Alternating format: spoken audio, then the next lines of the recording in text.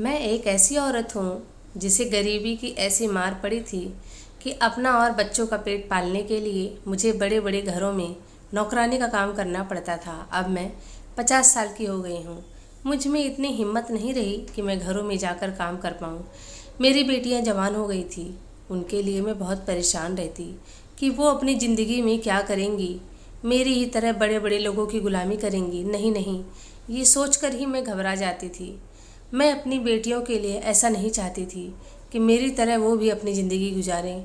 मेरे माँ बाप ने तो मेरे लिए कुछ नहीं किया, लेकिन मैं उनकी किस्मत खुद बनाऊंगी। आज मैं अपने मालिक के घर में फ्रिज की सफाई कर रही थी। उसमें से सड़ा गला खाना निकालते हुए मुझे बहुत तकलीफ़ हो रही थी। ये बड़े बड़े लोग ऐसे ही होते हैं, कोई चीज़ सड़ जाए लेकिन किसी को खाने के लिए नहीं देते। ये नहीं सोचते कि नौकरों को ही दे दें।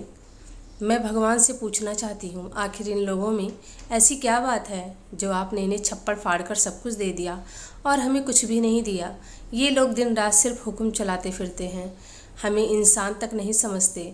मेरे मन में यही ख्याल आता कि मेरी शादी सुरेश जैसे निकम्मे इंसान से ना होकर बंगले के मालिक से हुई होती तो मैं भी आज राज कर रही होती और मेरी बेटियां भी ऐश करती। मेरा काम ख़त्म नहीं हुआ था कि तभी मेरी मालकिन आवाज़ लगाते हुए आई और कहने लगी कि जल्दी से काम ख़त्म करके मेरे पास आ जाओ। घर में कुछ खास मेहमान आने वाले हैं, मुझे कुछ खास इंतज़ाम करवाने हैं।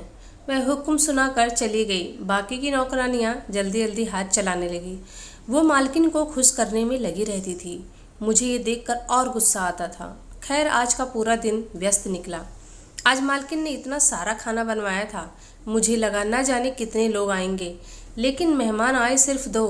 हम गरीबों के घर अगर इतना खाना बन जाए तो एक बेटी विदा हो जाए। भगवान जिसे देता है वो उसकी कद्र नहीं करता।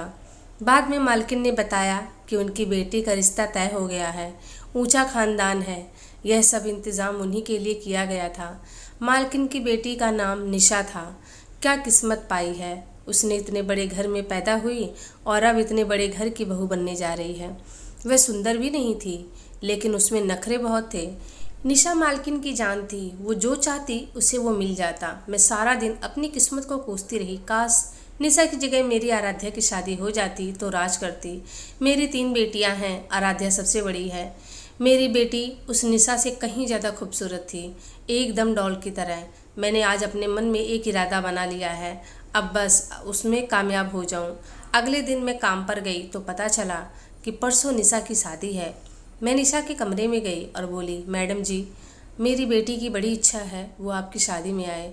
आप तो जानती हैं हम गरीबों का खाना पीना बड़ी मुश्किल से होता है, तो अगर आप अपना कोई सूट दे देती तो वो पहन कर आ जाती। निशा हमेशा अपने पुराने सूट दे दिया करती थी मेरी बेटियों को। निशा उठी और अपनी अलमारी की तरफ गई और 3-4 सूट निकाल कर दे दिया और कहा, उसे बोलना कि ये वाला सूट पहन कर आएगी, उस पर बहुत अच्छा लगेगा। मैं सूट लेकर उठी और निशा को आशीर्वाद दिया। ये अमीर लोग भी बड़े अजीब होते हैं, ये चाहते हैं कि हर कोई इन्हें झोलियाँ भर भर के आशीर्वाद दे। मैं कपड़े लेकर घर आ गई। मेरी बेटियां बहुत खुश हुई, तीनों ने मिलकर एक एक सूट ले लिया।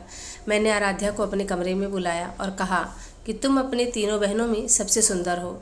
मेरी बात पर आराध्या कहने लगी, हाँ मम्मी, सब कहते हैं कि तुम बहुत सुंदर लगती हो। उसकी बात पर मैं हंस पड़ी और मैंने उससे कहा कि परसों तुम्हें मालकिन के घर जाना है, उनकी बेटी की शादी है।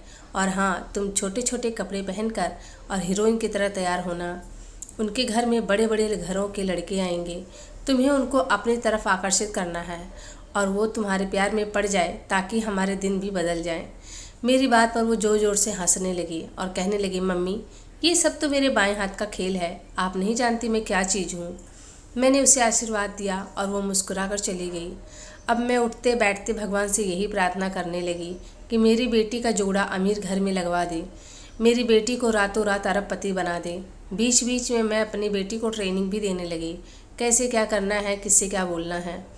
शादी का दिन भी आ गया। मैं आराध्या को मोहल्ले के ब्यूटी पार्लर में तैयार करवा कर मालकिन के घर चली गई। वहाँ ज़्यादा मेहमान नहीं आए थे, शादी का फंक्शन घर पर ही रखा था।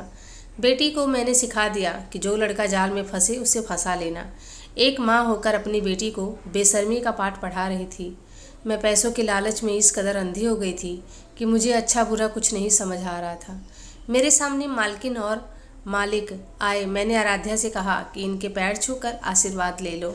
मालकिन तो चली गई, कोई जवाब नहीं दी, लेकिन मालिक बड़ी गहरी निगाहों से मेरी बेटी को देख रहे थे। उन्होंने बेटी से कहा, क्या नाम है तुम्हारा? आराध्या ने अपना नाम बताया तो कहने लगे, तुम जाकर फंक्शन देखो, मुझे तुम्हारी माँ से कोई ज़रूरी बात करनी है। वो हंसकर आगे बढ़ गई। मालिक ने भी मेरी बेटी को 1 रुपया तक नहीं दिया, जबकि आज वो किसी हीरोइन से कम नहीं लग रही थी। मैं जाने लगी तो मालिक ने कहा, रुको, तुम्हारी बेटी की उम्र क्या है? मैंने कहा, अभी तो सिर्फ वो 16 साल की हुई है। तो मालिक परेशान नजर आए और कहने लगे कि अभी तो शादी की उम्र ही नहीं हुई है। मालिक की बात सुनकर मेरे कान खड़े हो गए। मैंने कहा, अभी रिश्ता ही नहीं आ रहा है तो शादी कैसे होगी? मैंने कहा, मालिक क्या बात है? तो वो कहने लगे, मुझे तुम्हारी बेटी बहुत सुंदर लगती है, मैं उससे शादी करना चाहता हूँ। मैंने कहा, मालिक आपकी उम्र बहुत है। तो उस पर वो हंसने लगे और कहने लगे कि उम्र भले ही ज़्यादा है, लेकिन दिल तो अभी जवान है। अगर तुम अपनी बेटी की शादी मुझसे कर दोगी तो मैं अपनी जायदाद का आधा हिस्सा तुम्हारी बेटी के नाम कर दूंगा। मैंने कहा, मालिक जैसा आप कहें। आप कहें तो मैं आज ही शादी करवाने को तैयार हूँ। तो मालिक कहने लगे, तुम्हारा विचार बहुत अच्छा है, एक काम करो, अपनी बेटी को तैयार कर दो। मैंने कहा, लेकिन मालिक आज आपकी बेटी की शादी है, अगर इस बात की खबर मालकिन को लग गई तो वो हंगामा खड़ा कर देंगे। मालिक कहने लगे, मेरी पत्नी मेरे फैसले पर उफ तक नहीं करती। मैं वहाँ से चली गई और आराध्या के पास गई, उसे इशारे से दूसरी जगह ले गई। मैंने अपनी बेटी से कहा कि हम जिस मकसद से यहाँ आए थे वो पूरा हो गया है। मेरी बात सुनकर आराध्या कहने लगी, सच माँ, आप सच कह रही हैं? खाओ मेरी कसम, ये बात सच है। वह बोली, माँ, कौन सा लड़का तुमने मेरे लिए पसंद किया है? मैंने कहा कि तुम मालिक को पसंद आ गई हो।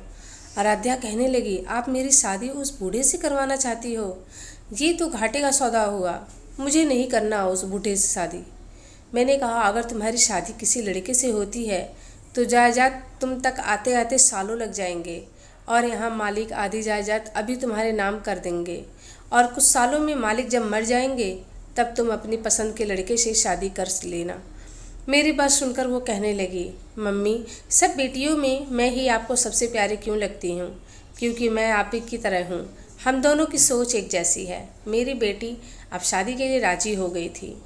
मैंने आराध्या से कहा कि अमीर बनकर हमें भूल मत जाना, हमारा हिस्सा बचा कर रखना। मेरी बात पर वो कहने लगी, मम्मी, मेरी शादी हो जाने दो, अगले ही दिन आपको और मेरी बहनों को इस बंगले में बुला लूँगी। मेरी बेटी कहने लगी, आप घर जाकर बस पैकिंग शुरू कर दो।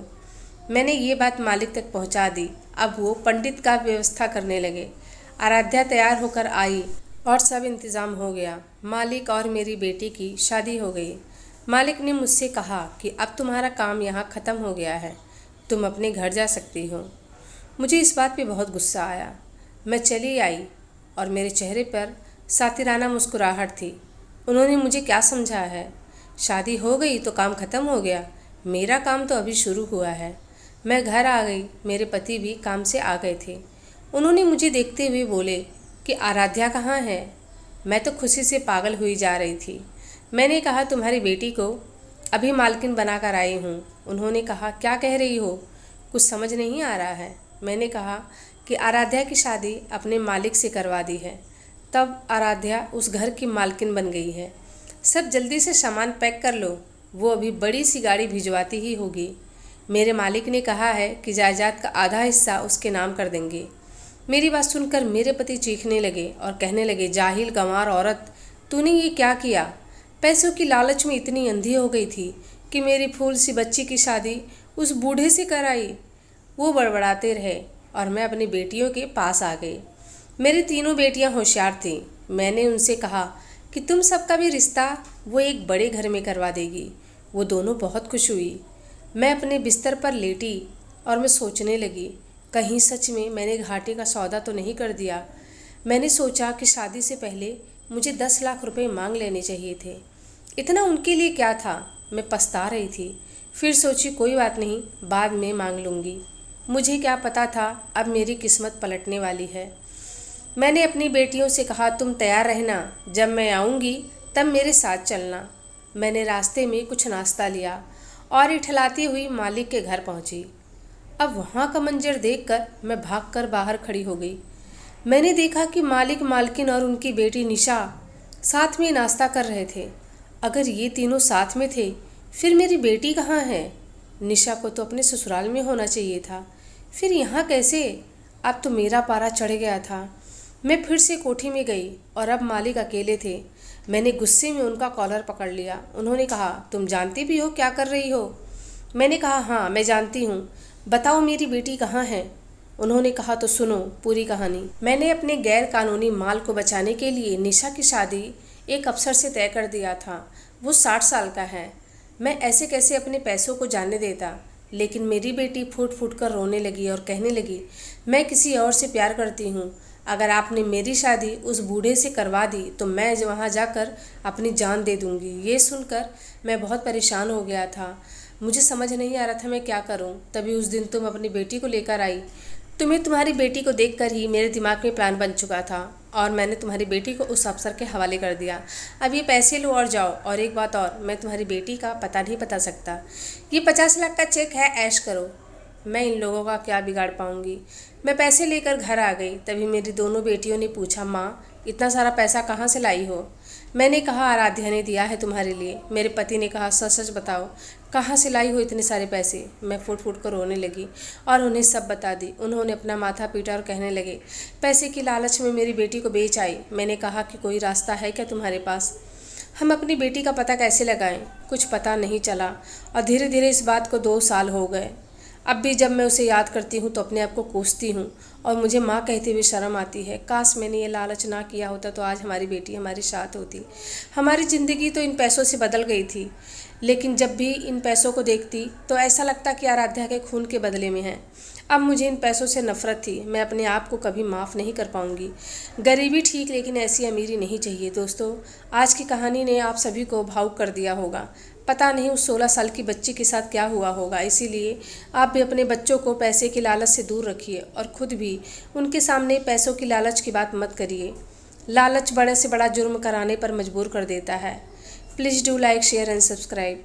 मिलती हूँ अगले वीडियो में एक अच्छी सी कहानी के साथ। धन्यवाद।